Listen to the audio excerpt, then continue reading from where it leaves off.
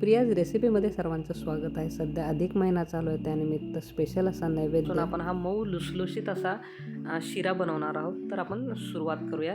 तर अर्धी वाटी तूप घेतलेलं आहे. तर कुठल्याही वाटीचं तुम्ही एक माप घेऊ शकता आणि तूप थोडेसे गरम झाले की याच्यामध्ये थोडेसे बदाम घेतलेले आहेत. अगदी छोटी वाटी, अर्धी छोटी वाटी इथे मी बदाम घेतलेले आहेत, काप करून व्यवस्थित घेतलेले आहेत. आणि त्याच वाटीने अर्धी वाटी इथे मी छोटीशी काजू घेतलेले आहेत. आणि काजू आणि बदाम आपल्याला व्यवस्थित असे ड्रायफ्रूट्स छान तळून घ्यायचे आहेत. तर तुम्हाला आवडत नसतील तर नाही घातले तरी हरकत नाही, असाही शिरा खूप छान लागतो. इथं बेदाणे घेतलेले आहेत, मनुका घेतलेले आहेत इथं. तर तुमच्या आवडीप्रमाणे चारोळी किंवा कुठलेही पिस्ता असे ड्रायफ्रूट्स तुम्ही वापरू शकता. तर व्यवस्थित अशा पद्धतीने हे ड्रायफ्रूट छान तळून झालेले आहेत. तर याला मी एका प्लेटमध्ये बाहेर काढून घेणार आहे. तर बघू शकता. तर इथे हे तूप आहे, त्यावर मी बघू शकता कणिक घेतलेली आहे. ही जी कणिक आहे ही व्यवस्थित आपल्याला छान अशी परतून घ्यायची आहे. तर आपलं जे गव्हाचं नॉर्मल पीठ आहे पोळ्या बनवण्याचं, तेच मी इथे वापरलेलं आहे. तर बघू शकता इथे मी हे जे तूप आहे अर्धी वाटी घेतलेलं, त्यातलं थोडंसं तूप बाजूला शिल्लक ठेवलेलं आहे. आणि बघू शकता गॅस थोडासा वाढून याला छान असं खमंग तुपावर ही कणिक आपल्याला भाजून घ्यायची आहे. तर जेवढी कणिक छान लाल भाजताल तेवढा शिरा छान होईल. तर हिवाळ्यामध्ये लहान मुलांना सुद्धा हा शिरा बनवण्यासाठी उत्तम असा ऑप्शन आहे. नक्की ट्राय करून बघा. याच्या गुठळ्या मोडत मोडत आपल्याला ही जी कणिक आहे किंवा गव्हाचं पीठ आहे हे आपल्याला छान असं परतून घ्यायचं आहे. तर कणिक भाजायला थोडा वेळ लागेल, पण शिरा अतिशय छान होतो. तर आपल्याला व्यवस्थित कंटिन्यू असं हलवून घ्यायचं आहे याला. तर बघू शकता आपल्याला जसं जसं आपण याला हलवत राहील तसं तसं याच्यामध्ये तूप सुटत राहील. तर बघू शकता व्यवस्थित अशी ही जी कणिक आहे ती मी कंटिन्यू अशी हलवत आहे.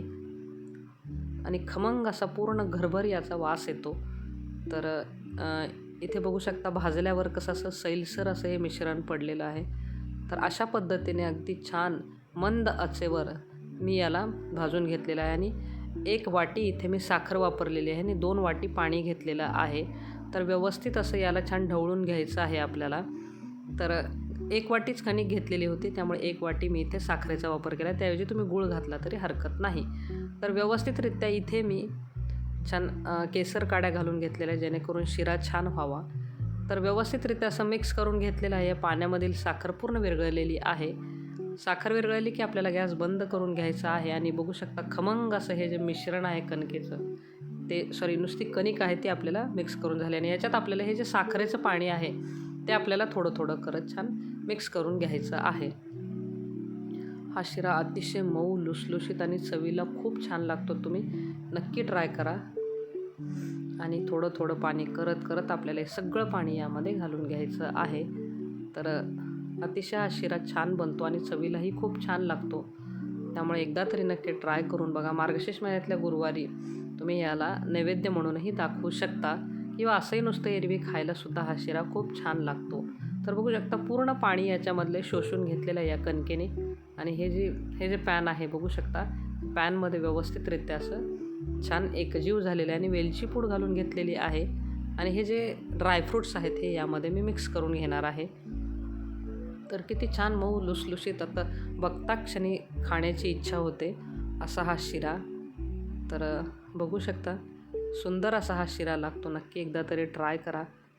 आणि हा शिरा रेडी झालेला आहे. तर बघू शकता. आणि हे जे राहिलेलं तूप होतं 2 चमचे ते पण मी यामध्ये घालून घेतलेलं आहे. तर थोडंसं आपल्या ज्या कपाला तूप लागलं होतं ते पण मी व्यवस्थितरित्या काढून घेतलेलं आहे. आणि हे जे तुपावर छान याला परतून घेणार आहे, म्हणजे तूप मिक्स व्हावं या मिश्रणामध्ये, शिऱ्यामध्ये. तर अशा पद्धतीने हा मऊ लुसलुशीत असा हा कणकेचा झटपट बनणारा शिरा तुम्ही नक्की ट्राय करून बघा. तर याला एका बाउलमध्ये मी काढून घेतलेला आहे. किती सुंदर असा दिसतोय.